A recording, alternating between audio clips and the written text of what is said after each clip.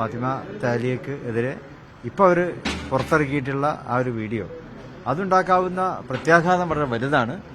കാരണം നമ്മളിപ്പോൾ മുസ്ലിം ലീഗ് ആവട്ടെ UDF ആവട്ടെ അവിടെ മതസൗഹാർദ്ദത്തെ തകർത്തുകൊണ്ടുള്ള ഒരു നേട്ടം ആരും ഇഷ്ടപ്പെടുന്നില്ല. അതല്ല നമുക്ക് ആവശ്യം. ഒരു തെരഞ്ഞെടുപ്പിൽ സഹവർത്തിത്വമാണ് ആവശ്യം. എല്ലാ സമൂഹങ്ങളുടെയും വോട്ടുകൾ വാങ്ങി ജയിക്കുക എന്നുള്ളത് തന്നെയാണ് ഏതൊരു സ്ഥാനാർത്ഥിയും ആഗ്രഹിക്കുന്നത്.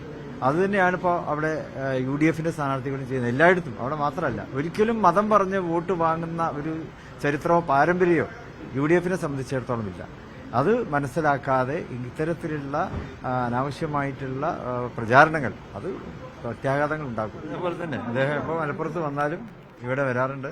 ഞങ്ങളുടെ കുടുംബവുമായിട്ട് അത്തരത്തിലൊരു വ്യക്തിപരമായ ബന്ധമാണ്, ഒരു കുടുംബ ബന്ധം എന്നുള്ള നിലയ്ക്ക് തന്നെയാണ് അദ്ദേഹം കേരളത്തിൽ ആദ്യകാലത്ത് ഇറങ്ങുന്ന രാഷ്ട്രീയത്തിൽ ഇറങ്ങുന്ന ആ സന്ദർഭം മുതൽക്ക് തന്നെ എൻ്റെ ജ്യേഷ്ഠൻ ഹൈദരലി തങ്ങളുമായിട്ടൊക്കെ വലിയ നല്ല ബന്ധമാണ്. അപ്പോൾ അതങ്ങനെ അദ്ദേഹം തുടർന്ന് വരുന്നുണ്ട്. ഇപ്പോൾ ഇവിടെ പോകുമ്പോഴും മലപ്പുറത്ത് വന്നാലും ഇവിടെ വന്നു പോകും, അത്രേ ഉള്ളൂ. അപ്പോൾ ആ നിലയ്ക്ക് ഇവിടെയും വന്നു പോയി ഇലക്ഷൻ്റെ തിരക്കിലാണല്ലോ. ഇന്നലെയും മിഞ്ഞാന്നൊക്കെ ആയിട്ട് അദ്ദേഹം മലപ്പുറത്തുണ്ട്, മലബാറിൽ തന്നെയാണ്.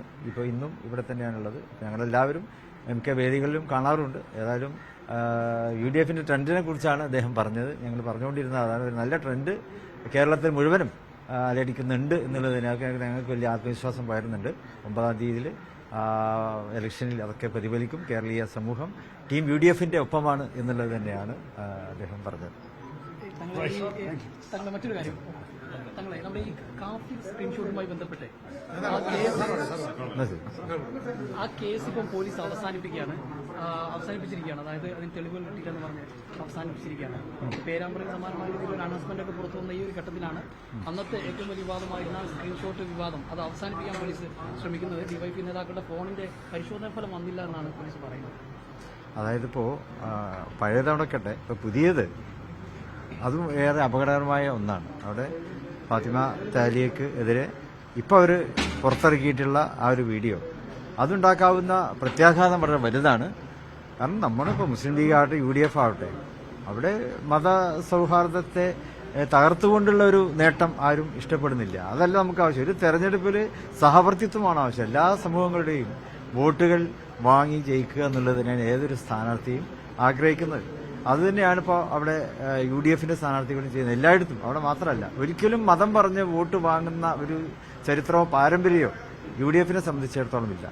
അത് മനസ്സിലാക്കാതെ ഇത്തരത്തിലുള്ള അനാവശ്യമായിട്ടുള്ള പ്രചാരണങ്ങൾ അത് പ്രത്യാഘാതങ്ങൾ ഉണ്ടാക്കും. അബദ്ധം പറ്റിയതാണ് പറയുന്നത്. അങ്ങനെ ഇന്നലെയൊക്കെ പ്രതികരണം ഉണ്ടായിരുന്നു. പക്ഷേ അവർ നമുക്ക് മനസ്സിലാകുന്ന പ്രചരണ വാഹനങ്ങളൊക്കെ പോകുമ്പോൾ അല്ല, അതിപ്പോൾ ഏത് ബുദ്ധിയുള്ളവർക്കും മനസ്സിലാക്കാൻ പറ്റും അതിന്റെ പിന്നിലുള്ള ചെയ്ത വികാരം എന്താണ്. അത് ഒരിക്കലും ഇത്തരത്തിലുള്ള ഇതൊക്കെ സമൂഹത്തിലുണ്ടാക്കാവുന്ന ഭിന്നതയും ചിത്രതയും. അത് ഇലക്ഷൻ കഴിഞ്ഞാലും ഇതൊന്നും മാറ്റാൻ പറ്റില്ല. ഇലക്ഷൻ കഴിഞ്ഞാലും ഇതൊക്കെ നിലനിൽക്കും. അപ്പോൾ അതാണ് മനസ്സിലാക്കേണ്ടത്. 4 വോട്ട് കിട്ടാൻ വേണ്ടി ഇങ്ങനെയൊക്കെ ചെയ്താൽ ഇലക്ഷന് ശേഷവും അത് സമൂഹത്തിലുണ്ടാക്കുന്ന വിള്ളല് അത് പിന്നെ ആ വിടവ് നികത്താതെ വലിയ പ്രയാസം ഉണ്ടാക്കും എന്നാണ് അവർ